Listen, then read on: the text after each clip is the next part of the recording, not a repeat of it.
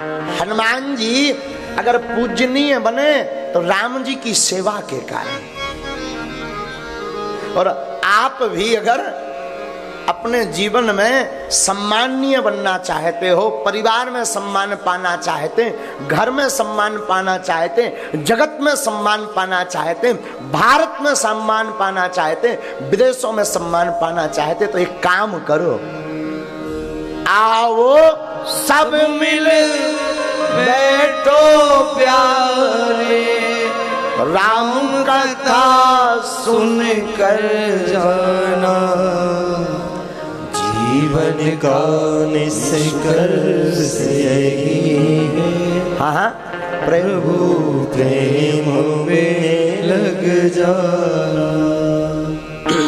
कल की कथा में हमने सुना, क्या सुना? हनुमान जी जानकी जी को कथा सुनाते, रामचंद्र गुण वर्णे लागा और सुनते ही सीता कर दुख भागा। हनुमान जी जब राम कथा जानकी जी को सुनाए ना, तो जानकी जी का दुख भाग गया। राम कथा प्रारंभ करने की लीला तो हनुमान जी ने शुरू की। कैसे की? कपि कर हृदय विचार, दीन मुद्रिका डारी, तब जनु अशोक अंगा, दीन हर्ष उठे कर। जब हनुमान जी ने मुद्रिका डाली तो जानकी जी ने मुद्रिका उठाई, मुद्रिका में लिखा था राम। तो जानकी जी ने कहा राम। हनुमान जी ऊपर पत्तों में छिपे छिपे बोले बन गया सब काम। काहे? ये राम राम कह दिए, नाम संकीर्तन हो गया, अब सब काम बन गया। फिर हनुमान जी ने पहले नाम संकीर्तन करवाया, फिर कथा कही, फिर कथा कही। और जैसी कथा कही, श्रवणामृत जही कथा सुहाई, कही सो प्रगट हो।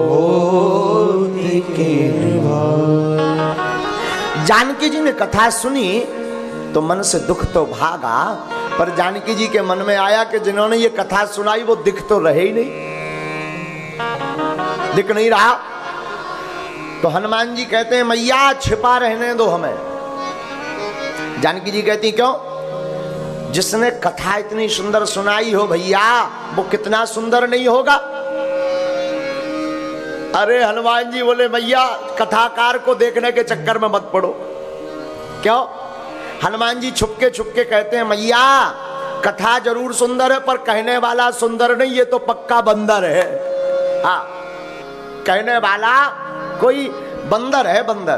तो कथाकार के चक्कर में मत पड़ो, कथावर के चक्कर में पड़ो। जानकी जी कहते हैं फिर भी कौन हो, अपना परिचय दो। हनुमान जी प्रकट होते लघु रूप में। हनुमान जी कहते राम दूत में मातु जानकी, सत्य शपथ करुणा निधान। मैया मैं राम जी का दूत हूं, मैं शपथ खा करके कहता हूं। जानकी जी सोचने लगी तुम तो बंदर ठहरे और तुम हमारे स्वामी के दूत कैसे हुए? जानकी जी को विस्मय ठीक भया। विस्मय का मतलब होता है संदेह। संदेह उत्पन्न हुआ। क्यों? नरवा नरही संग कहूं के से, भई कही कथा भई संगति जैसे। जानकी जी कहती हैं कि नर और बानरों की संगति कैसे हो गई? कहां नर कहां बानर, दोनों का मेल कैसे हुआ? हनुमान जी पूरी कथा बताते हैं। जानकी जी सप्रेम वचन हनुमान जी के सुनकर के मन में विश्वास जगा लेती। देखो बुरा मत मानना, राम कथा कोई सुने और विश्वास ना हो तो कथा फलदायी नहीं होती। डॉक्टर की कोई दवा खाए और डॉक्टर पर विश्वास ना हो तो दवा कितना बढ़िया हो काम नहीं करता। हाँ भैया, डॉक्टर की दवा से ज्यादा हमारा आपका विश्वास काम करता है। इसलिए जीवन काल में मैं निवेदन करूं, विश्वास बनाए रखना, विश्वास दृढ़ रखना और राम जी पर तो अटूट विश्वास रखना। कोई हमसे पूछे कि विश्वास करने योग्य कौन है, तो भैया इस संसार में केवल राम जी विश्वास करने योग्य हैं, बाकी दूजा कोई नहीं है। हम आपको एक चर्चा बताते हैं। पश्चिम बंगाल में एक छोटा गांव है, वहां आज से 40 वर्ष पहले एक घटना घटी। ऐसा हमने सुना, पश्चिम बंगाल में एक गांव में एक घटना क्या घटी। उस गांव के जो पंडित जी थे ना, बड़े सरल थे। नित्य वो शंकर जी को जल चढ़ाते, ओम नमः शिवाय का नित्य जाप करते। जब तक शंकर जी को जल नहीं चढ़ा देते थे तब तक जल नहीं पीते थे। रोज नाम सुमरन करते, शंकर जी से बड़ा प्रेम करते। महाशिवरात्रि आदि रात्रियों में तो रातों भर जाग जाग करके शिव जी का अभिषेक करते। हमने सुना उनके कोई संतान नहीं थी। पत्नी हमेशा ताना मारती, बड़ी पूजा करते, बड़े शंकर जी के भगत बने, बड़ा शिव जी को ध्याते हो। देखो जगत के लोग हंस रहे हैं, क्या क्या कह रहे हैं, तुम्हें अपने मन से लगता नहीं। तो वो पंडित जी कहते हैं, देवी ये भी लगता हमारे भोले बाबा की इच्छा है, और तुम चिंता मत करो, हमें अपने विश्वनाथ पर, अपने भोलेनाथ पर, अपने केदारनाथ पर, अपने महादेव पर, अपने नाथों के नाथ पर भरोसा है। वो काऊ दिन किसी दिन कोई ना कोई कृपा जरूर करेंगे। लेकिन स्त्रियां तो स्त्रियां ठहरी, इनका स्वभाव अति सदैव चंचल होता है। कुछ का तो पत्नी रोज ताना मारे। एक दिन पत्नी ने प्रण कर लिया कि जब तक तुम्हारे शंकर जी ये नहीं बताएंगे कि कब पुत्र होगा, तब तक ना भोजन बनेगा, न मैं खाऊंगी, न मैं आपको खाने दूंगी। मेरा दृढ़ है। पति ने बहुत समझाया, नहीं मानी। तो पति ब्राह्मण देवता ने पत्नी को दृढ़ संकल्पित मानकर, एक तो त्रियाहट, ऊपर से लोगों की अवहेलनाएं, लोगों का वो हंसना झंझोर दिया था ब्राह्मण की पत्नी को। तो वो आए, शिवजी के मंदिर में बैठ गए। गांव के बाहर नदी के किनारे शिवजी का मंदिर था। उन्होंने कहा, भोले बाबा वैसे तो हमें कुछ चाहिए नहीं, कुछ अपेक्षा नहीं है, लेकिन आज मुझे धर्म पत्नी ने भेजा कि जब तक आप ये पूछ कर नहीं आओगे कि कब तक पुत्र होगा, तब तक वो भोजन नहीं करेगी। और महाराज मैं नहीं चाहता हूं कि आपकी भक्ति की हंसी हो गए, तो कुछ ऐसी कृपा करो, कुछ ऐसी दया करो कि कुछ पता लग जाए। 2 घड़ी बीत गए, 3 घड़ी बीत गई, पूरा दिन बीत गया। शंकर जी के सामने बैठे बैठे कोई जवाब नहीं आया। उधर पत्नी भूखी प्यासी बैठी, इधर ब्राह्मण देवता का पूरा दिन बिना जल पिए गुजर गया। शाम तक कोई जवाब नहीं आया। रात हो गई। रात में ब्राह्मण देवता के भूख के कारण शरीर की स्थिति जर्जर होने लगी, शरीर में कंपन होने लगा, चक्कर आने लगे।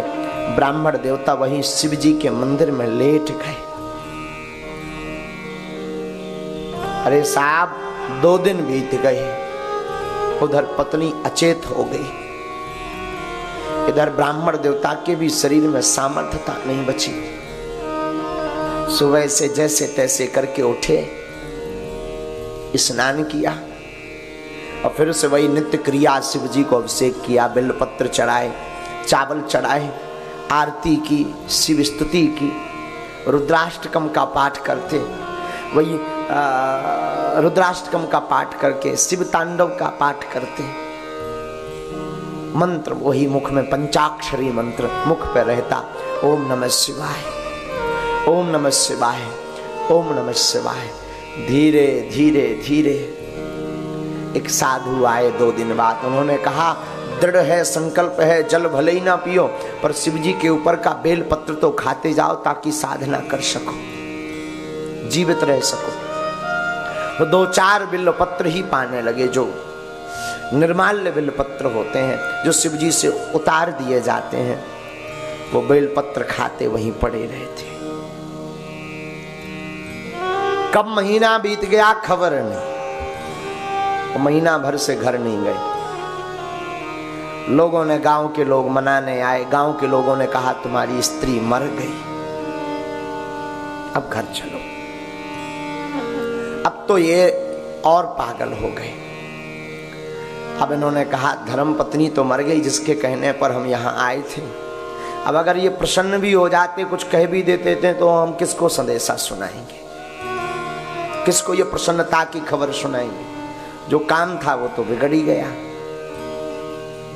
तो आज उन्होंने, पंडित जी ने दृढ़ संकल्प लिया कि आज शाम को अब हम घर जाएंगे, आज से अब सेवा पूजा तो भोले बाबा लौट के जीवन में हमसे होनी नहीं। अब हम आज दृढ़ आपके सामने संकल्प लेते हैं कि घर जाकर के पत्नी के साथ साथ हम अपने भी प्राण त्याग देंगे। गांव के लोग मनावे, ये माने नहीं। शाम के समय इन्होंने अंजलि में जल लिया, हाथ में शिवलिंग के सामने, भूत भावन महादेव के सामने खड़े भये और संकल्प में अपना बात बोल करके जल को छोड़ा। कहते हैं कि शरीर में इतनी कमजोरी आ गई कि इनको मूर्छा आ गई। गांव के लोग इन्हें पागल समझने लगे, इन्हें जाना नहीं है। तो गांव के लोग भी बेचारे कब तक इंतजार करें, सुबह से मना रहे, जा ही नहीं रहे। तो गांव के लोग भाग गए वापस भाग गए। तो हुई रात्रि। रात्रि में जब मध्याह्न रात्रि पहुंची तो कोई नाग लपेटे हुए, मध्य रात्रि में नाग लपेटे हुए, भस्मी लगाए हुए, बड़ी बड़ी जटाएं हैं, धवल देह है कपूर की भांति, बाघांबर कोई पहने हुए इनके सिरहाने पर बैठा और बार बार हाथ फेर करके जगा रहा। बार बार इनकी निद्रा तंद्रा खुलवे और शरीर की कमजोरी के कारण ये भर नेत्रों से देख ना पाए। इन्हें लगे तो कोई है, इन्हें लगे तो कोई नाग पहने हुए बैठा है, इन्हें लगे तो किसी की लंबी जटाएं हैं, इन्हें लगे तो कोई बाघांबर पहने, इन्हें लगे तो कोई धवल देह वाला है, पर शरीर की कमजोरी के कारण नेत्र नहीं खुल पा रहे, दर्शन नहीं कर पा रहे। बार बार वो सिर पर हाथ फेरे, बार बार हलाए। अंत में उस महापुरुष ने बिल्वपत्र लिया, इनके मुख पर रखा, ना जाने ऐसी कौन सी फूंक मारी कि इनके शरीर की जो अचेतन मन था वो जाग गया, शरीर में स्फूर्ति आ गई, शरीर की तंद्रा भाग गई, शरीर का आलस्य भाग गया। और जैसे ही नेत्र खोले और सावधान चित्त और मन से बैठे तो देखा ये वही भूत भागन जगत का जगन्नाथ, नाथों का नाथ महादेव हमारे सन्मुख खड़ा हुआ है। आहा, आंखों में आंसू भरा है। दिव्य स्तुति करके प्रणाम किया, बाबा इतने दिन तक आकर परीक्षा क्यों ली, कुछ कमी रह गई थी क्या हमारी सेवा में? भूत भावन महादेव कहते हैं, ब्राह्मण देवता कोई कमी नहीं रही, तुम्हारे भाग्य में कोई संतति नहीं थी, इसीलिए हम आ नहीं रहे थे कि हम क्या मुंह दिखाएंगे। तो बाबा अब क्यों आ गए, अब क्यों मुंह दिखाया? भोले बाबा कहते हैं बेटा अब भले ही तेरे भाग्य में संतति नहीं है, पर अब तेरे भाग्य में पुत्र योग बन रहा, जा पुत्र होगा। इसकी आंखें डबडबाई, बोले महाराज पुत्र का तो आशीर्वाद दे दिया, पर पुत्र होगा कैसे? हमारी धर्म पत्नी तो हमने सुना सुबह मर गई। जिसको ये संदेशा देना था, जिसकी ये लालसा थी, मेरा तो कोई प्रश्न नहीं था, मेरी तो कोई अपेक्षा नहीं थी, अब भला ये संदेशा किसको सुनावे? बाबा कहते हैं ये बेलपत्र जाकर के खिला देना, शरीर को मत जलाना, देखना वो भी जीवित हो जाएगी। सत्य घटना सुना रहे। वापिस गए, ब्राह्मण देवता ने देखा तो शरीर एकदम सूख गया, सांस रुक गई, बिस्तर पर धर्म पत्नी पड़ी थी। अपनी पत्नी की यह दशा देख करके इन्हें भी बड़ा बुरा लगा, पर भोले बाबा का वही पंचाक्षरी मंत्र का जाप करके इन्होंने बिल्व पत्र खिलाया। भगवान की ऐसी दया भई कि मृतक पत्नी इनकी जीवित हो गई। और जीवित भई तो धन्य है भोले बाबा की कृपा भैया, धन्य है भोले बाबा के प्रति विश्वास। इनकी धर्म पत्नी कहती है नाथ अब हमें पुत्र नहीं चाहिए, अब तो हमें भोलेनाथ मिल गए, अब क्या चाहिए? उस दिन के बाद दोनों पति पत्नी भूत भावन महादेव के परम भक्त बन गए और इनके घर पर बाद में पुत्र हुआ, और जो पुत्र हुआ वो भी परम शिव भक्त हुआ, परम शिव भक्त हुआ। तो एक दिन पति पत्नी दोनों बैठे थे, तो पति ने कहा देवी हमारा तो विश्वास ही डिग गया था कि अब तुम भी नहीं बची और पुत्र होना ही नहीं है, पर धन्य है भोले बाबा की दया। लेकिन पत्नी की भी बुद्धि पलट गई थी, तो पत्नी भी हाथ जोड़ करके कहती नाथ तुम्हारा विश्वास भले ही डिग गया हो, पर हमें विश्वास था आप जब भी आओगे भोले बाबा से आशीर्वाद लेकर के आओगे।